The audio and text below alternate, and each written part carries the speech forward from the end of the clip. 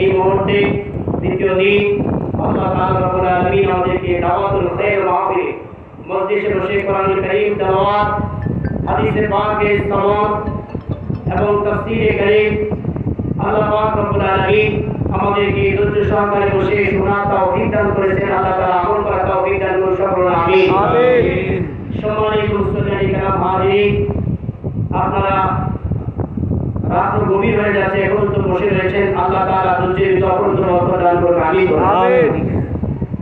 আমি বেশি সময় নেব না, অল্প সময়ে শেষ করে দেব ইনশাআল্লাহ। আমাদের রাসূল আলোচনা করেছিলেন, মহামূল্যবান আলোচনা করেছিলেন।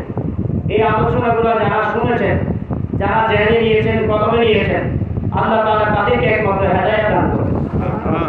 সুবহানাল্লাহ বলেন। সুবহানাল্লাহ। এতে কোনো সন্দেহ আছে? আপনি এখানে বসে থাকতে পারেন, হাজার শত মানুষ বসে থাকতে পারেন, কিন্তু আপনি যদি বসে থাকেন কিন্তু এই কথাগুলো জেনে এবং কলমে যদি না নেন, তাহলে আপনি কোনোদিনও পরিবর্তন হতে পারবেন না, কোনোদিনও মানুষ হতে পারবেন না। আমি মুকদ্দমায় রাসূল আকরাম সাল্লাল্লাহু আলাইহি সাল্লামের উপর দুরূদ শরীফ পড়েছিলাম। আপনারা কেউ পড়েছেন, কেউ পড়েন নাই, বা কেউ জোরে পড়েছে, কেউ আস্তে পড়েছে। কথা বলেন না, ঠিক না? আমার দুই ভাগে আমার ওস্তাদ বসে রয়েছেন, ওনারা আওয়াজ দিয়েছিলেন, মাইকের আওয়াজটা শুনে গিয়েছে, আমি আপনাদের আওয়াজ কম পেয়েছি। বলেন, আমরা কার উপর দুরূদ শরীফ পড়েছি? নবীর প্রতি, নবীর উপর দুরূদ শরীফ পড়েছি। এই নবী করিমের উপর দুরূদ শরীফ পড়েছি, আমরা বড় ভাগ্যবান। সুবহানাল্লাহ বলেন না? সুবহানাল্লাহ। কিভাবে? যারা পড়েন নাই আজকে থেকে আপনাদের জেহানে নিয়ে নেন যে যতদিন বেঁচে থাকবেন নবীর উপর দুরূদ শরীফ পড়বেন। সুবহানাল্লাহ। কি আমাদের আল্লাহ পাক রব্বুল আলামিন আমার নবী করিমের উপর দুরূদ শরীফ পড়ে, মালায়েকা ফেরেশতারা পড়ে, এবং আল্লাহ তাআলা আমাদেরকে হুকুম করেছেন। কথা বলেন, ঠিক না? ঠিক। হুকুম করেছেন, কাকে করেছেন? আল্লাহ তাআলা বলেন, ইয়া আইয়ুহাল্লাযীনা আমানু, হে ঈমানদাররা, তোমরা আমার নবীর উপর দুরূদ শরীফ পড়ো। সুবহানাল্লাহ। সুবহানাল্লাহ। কাকে বলছেন? ঈমানদার। আমার নবীর শান, আমার নবীর ইজ্জত, আমার নবীর মাকাম একমাত্র বর্ণনা করবেন যারা, তারা হলেন ঈমানদাররা। ঠিক। এই যে আপনারা বসে রয়েছেন, কেউ দুরূদ শরীফ পড়েছেন বা কেউ পড়েন নাই, এখন মনে রাখেন যে আল্লাহর হুকুম হলো আল্লাহ আমার নবীর দুরূদ কার উপরে দিয়ে পড়াবেন? ঈমানদার। কাকে দিয়ে? ঈমানদারদেরকে দিয়ে নবীর দুরূদ শরীফ পড়িয়ে দেন। তাহলে আপনারা যারা এখনো দুরূদ শরীফ পড়েন নাই, এখন আফসোস করতেছেন, আল্লাহর কাছে তাওবা করলেন, বারিলাহি যতদিন বেঁচে থাকবো আপনি যে হুকুম করেছেন সেই হুকুমের তাবেদারি করব, অনুসরণ করব, নবীর সুপারিশের জন্য যতদিন বেঁচে থাকবো দুরূদ পড়ে থাকবো। সুবহানাল্লাহ। আল্লাহ তাআলা কবুল করে, আমিন বলেন। আমিন। আল্লাহুম্মা সাল্লি আলা সাইয়্যিদিনা মাওলানা মুহাম্মদ ওয়া আলা আলি সাইয়্যিদিনা মাওলানা মুহাম্মদ। তাহলে শিখতে পেরেছি যে দুরূদ শরীফ পড়লে লাভ না ক্ষতি? লাভ। নবীর সুপারিশ চাই কি চাই না? চাই। তাহলে এই যে এতক্ষণ যাই আলোচনা হয়েছে, এখন আমার আলোচনাগুলো একটু মনোযোগ সহকারে শুনেন। প্রত্যেকটা আমাদের জন্য আজকে মাসিক যে খাতে দাওয়াতুল খায়র করেছেন, মূল উদ্দেশ্য মনে হয় আখিরাতের সামান আপনাদেরকে বুঝিয়ে দেওয়া। ঠিক। কথা বলেন না, ঠিক না? ঠিক। আখিরাতের সামান বুঝিয়ে দেওয়া। এখন এই আখিরাতে যখন আপনি উপস্থিত থাকবেন, নামাজের হিসাব হবে কিনা? হবে।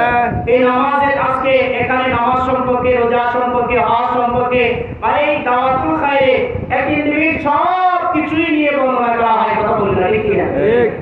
এই আখিরাতের জন্য আপনাকে যদি আখিরাতকে সহজ করতে হয়, আখিরাতে যদি আপনি আরামে থাকতে চান, যদি পুণ্যবান বান্দা হতে চান, তাহলে দাওয়াতুল খায়রের মাহফিলে আপনাকে আসতে হবে, আর আসি আপনাকে আখিরাতের সামাল অর্জন করতেই হবে। সুবহানাল্লাহ। আপনাদের কাছে একটা প্রশ্ন আমার, ধন সম্পদ, টাকা পয়সা এবং ঈমান কোনটা বেশি আমাদের বড় সম্পদ? ঈমান। বলেন না কোনটা?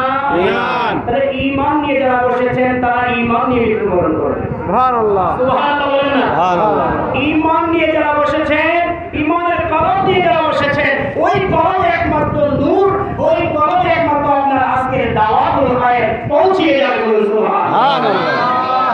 তাহলে ঈমান যদি সত্যি করা হয়, তাহলে ঈমানের কাজ করা দরকার আছে কি না? আছে। পূর্ণবান কবরে যারা যাবে আমরা সকলেই যাব, এতে কোনো অবিশ্বাসের কিছুই নাই, সবাই কবরে যাব। তো কবরে গেলে পুণ্যবান ব্যক্তির নাম আছে কি আছে না? আছে। কবরে গিয়ে পুণ্যবান ব্যক্তি হতে হবে। হুজুর আমাকে একটা আলোচনা করেছেন, এটা যাওয়ার আগে একটু সামান্য একটু আপনাদেরকে বোঝার জন্য যে এই দাওয়াতুল খায়ের আসছেন, এখানে কি আপনাদেরকে কেউ টাকা দিয়ে আছে? না। টাকা দিবে? টাকার জন্য বসে থাকেন নাই, টাকাও আপনাদেরকে দিবে না, আপনাদেরকে দিবে ওলামায়ে কেরামের জবান থেকে শুধু আপনাদেরকে আখিরাতের নসিহত দিতে পারবে, এছাড়া আর কিছু সম্ভব হবে না। যদি কেউ যদি কুসুরি বা তাবারকের জন্য বসে থাকেন, আফসোস করবেন যে ওই মৃত্যুর পর যখন আপনাকে কবরে রাখা হবে, যখন আপনাকে যখন ফেরেশতারা জিজ্ঞাসা করবে তিনটা প্রশ্নের উত্তর যখন দিতে পারবেন না, এই কবরটা যখন সংকীর্ণ হয়ে যখন চাপ দিবে, তখন বুঝবেন আরে কি করলাম, দুনিয়াতে থাকতে তো কবরে এই আরাম আয়েশের জন্য আমি কিছুই করলাম না। কথা বলেন না, কিছুই করলাম না। রাসূল আকরাম সাল্লাল্লাহু আলাইহি সাল্লাম ফরমান, যারা পুণ্যবান ব্যক্তি তিনটি প্রশ্নের জবাবের পরে আমি আপনি যখন কবরে থাকবো, তখন আওয়াজ আসবে 70 গজ প্রশস্ত করে দাও চারদিকে এবং জান্নাতি বিছানাটাকে বিছায়া দাও। সুবহানাল্লাহ। এখন যে বাড়িতে যাবেন, বাড়িতে গেলে যদি বিছানাটা যদি ভালো না হয়, যদি উলুস থাকে, যদি সাফকা থাকে, আরাম পাবেন নাকি? না। আরামে ঘুমাইতে পারবেন? এই আরামের জন্য ভালো একটা বিছানা কিনেন, এই আরামের জন্য আপনি অনেক কিছু সুন্দর করে কষ্ট করে জানবেন। কথা বলেন না, ঠিক না? এই আরামে থাকার জন্যই কষ্ট করেন, আর কবরে যাওয়ার জন্য আপনাকে এই দুনিয়াতে কষ্ট করে যেতে হবে। হ্যাঁ, দুনিয়াতে যেতে হবে। তাহলে এই কষ্ট করতে হবে আমাদের অনেক দিক থেকে। ইবাদতের কষ্টগুলো যখন দুনিয়া থেকে আমরা করে নেব, ধৈর্য সহকারে করে নেব, তখন আখিরাত আমাদের জন্য সহজ হয়ে গেল। সুবহানাল্লাহ। আমরা আলোচনা যাই। আল্লাহর হাবিব সাল্লাল্লাহু আলাইহি সাল্লাম মসজিদে নববীর পাশ দিয়ে রাস্তা দিয়ে হেঁটে যাচ্ছেন। কিছুক্ষণ পরে একটি কবর দেখে সাহাবায়ে কেরামকে জিজ্ঞাসা করলেন, হে সাহাবায়ে কেরাম, এই কবরটা কার? সুবহানাল্লাহ। সুবহানাল্লাহ। আপনারা বুঝতেছেন তো আমার কথা? আল্লাহ নবী বললেন, এই কবরটা কার? সাহাবায়ে কেরাম বললেন, ইয়া রাসূলুল্লাহ, এটা একটা মহিলার কবর, মিন জাহানের কবর। সুবহানাল্লাহ। আল্লাহর হাবিব সাল্লাল্লাহু আলাইহি সাল্লাম বলেন, মিন জাহানই, যে আমার মসজিদে নববী সব সময় পরিষ্কার পরিচ্ছন্ন রাখতেন। সাহাবায়ে কেরাম বললেন, হ্যাঁ ইয়া রাসূলুল্লাহ, এটা ওই মিন জাহানের যে মসজিদে নববীকে পরিষ্কার পরিচ্ছন্ন রাখতেন। সুবহানাল্লাহ। আল্লাহ নবী বললেন, সাহাবায়ে কেরাম শোনো, সুন্দর সুসংবাদ শোনো, আমি আসতেছিলাম আর মিন জাহানের সাথে আমার কথা হয়েছে। আল্লাহু আকবার বলেন। আল্লাহু আকবার। আমার নবীর কবরের নিচে কে আছে, কিরকম ভাবে আছে, আমার নবী দেখতে পারে কি পারে না? পারেন। দুনিয়াতে যে আমরা কবরের পাশ দিয়া যাই, একটা সালাম দেই, কবরে সালাম আছে নি? আছে। এখন সালামটা কি মাইক দিয়া দেন নাকি? না। কি দিয়া দেন? মুখ দিয়ে, আসতে না জোরে? আস্তে আসতে দেন। তো এই সালাম তো কোনো একটা ব্যক্তিকে দেওয়া হয়, কথা বলেন? ঠিক। তো কবরের 3.5 হাত মাটি নিচে, মনে মনে মাটি নিচে সালাম যদি এভাবে দেয়, আসসালামু আলাইকুম ইয়া আহলাল কুবুর, এটা কি শোনার কথা নাকি? এটা শোনার কথা না। কিন্তু হাকিকত হলো রাসূল আকরাম সাল্লাল্লাহু আলাইহি সাল্লাম বলেন, দুনিয়ার মানুষের শ্রবণের চাইতে যারা কবরে থাকে তাদের শ্রবণ আরো দ্বিগুণ বাড়িয়ে দেওয়া হয়। সুবহানাল্লাহ। আমি শুনেছি জাহাজকে জিজ্ঞাসা করেছিলাম মিন জাহানকে, ও মিন জাহান, ও মিন জাহান, তোমার কবরে এত শান্তি কেন, আরাম কেন, জান্নাতের বিছানা কেন? বলি, ইয়া রাসূলুল্লাহ, হে নবীজি, আমার আরাম আছে আপনার মসজিদের নবী সব সময় পরিষ্কার পরিচ্ছন্ন রাখার কারণে। সুবহানাল্লাহ। আল্লাহু আকবার। আল্লাহু। আপনাদের এলাকায় পাশে মসজিদ আছে কিনা? আছে। তাহলে মসজিদের খেদমত এখন থেকে করব কিনা? করব। নবী রাসূলরা আমাদের চাইতে অনেক দামি, নবী রাসূল সাহাবায়ে কেরাম অনেক দামি। ওনারা মসজিদে নববী, মসজিদ যেগুলো পরিষ্কার পরিচ্ছন্ন রাখতেন, আল্লাহ পাকের ইবাদত করতেন, আল্লাহ পাকের খেদমত করতেন। আমরা বান্দা হয়ে গুনাহগার হয়ে কি সওয়াবের নিয়তে করতে পারি না? পারি। পারি না? তাহলে কালকে থেকে মসজিদ আছে যেখানে, মহল্লায় আছে যেখানে, সেখানে শুধু ইমাম এবং মুয়াজ্জিনের দিকে তাকায় থাকবেন না, যে আখিরাতের জন্য, আখিরাতের সওয়াবের জন্য, কবরে শান্তির জন্য, মিন জাহানের মতন থাকার জন্য আমি আপনি মসজিদের খেদমত করতে রাজি আছি ইনশাআল্লাহ। আল্লাহ তাআলা কবুল করুন, আমিন। তাহলে সব মিলিয়ে হলো আপনার নামাজও দরকার, রোজাও দরকার, হজও দরকার, যাকাত দাও, কোরআনুল কারীম তেলাওয়াত হয়েছে সেটাও দরকার, হাদিসে কারীমের শ্রবণ হয়েছে সেটাও দরকার, কোরআনের তাফসীর হয়েছে সেটাও দরকার। সব কিছুই আসে কি থেকে জানেন? ঈমান ও ইশক থেকে। কথা বলেন? আপনার যদি ইশক যদি না থাকে, এসকো যদি না থাকে, ইখলাস যদি না থাকে, আপনি সারাদিন ইবাদত করবেন কিন্তু ইবাদতের খাস আপনার কলবে আসবে না। এই আরেকটা কথা মনে রাখেন, আপনি যে ওযু করেন, নামাজের পূর্ব শর্ত হলো ওযু করা। নামাজের পূর্ব শর্ত কি? ওযু করা। এই দাওয়াতুল খায়রে সেটা শিক্ষা দেওয়া হয়। আপনি নামাজের পূর্ব শর্ত ওযু করা, যদি ওযু যদি আপনার সঠিক না হয় তাহলে আপনার নামাজ হবে না। আর নামাজের ভিতরে সহি শুদ্ধ হওয়ার জন্য আপনাকে কেরাত শুদ্ধ হওয়া, কি হওয়া? কেরাত শুদ্ধ হওয়া। তো কেরাত যদি শুদ্ধ না হয় নামাজ আপনার হবে না। এই যার ওযু হয় না, যার ওযু হয় না তার নামাজ হয় না, যার কেরাত হয় না তার নামাজ হয় না, আর যার নামাজ হয় না সে ভালো মানুষ হতে পারে না। ভালো মানুষ হতে পারে না, কারণ নামাজের মাধ্যমে তার কলবে নূর আসে না, ওযুর দ্বারা তার কলবে নূর আসে না। এই কারণে সমালোচনা করি, এই কারণে মিথ্যা কথা বলি, এই কারণে পাপ থেকে দূরে থাকতে পারি না। পাপ থেকে দূরে থাকতে হয়, সমালোচনা থেকে দূরে থাকতে হয়, ইশকে মহব্বত যদি আনতে হয়, রাসূলের প্রেম যদি আনতে হয়, আল্লাহর ইবাদত করতে যদি আল্লাহর ইবাদত করতে যদি মন মানসিকতা চাই, তাহলে আপনাকে ওযু করতে হবে, ওযু সুন্দর করে শিখতে হবে, আপনাকে নামাজের জন্য কেরাত শুদ্ধ করতে হবে।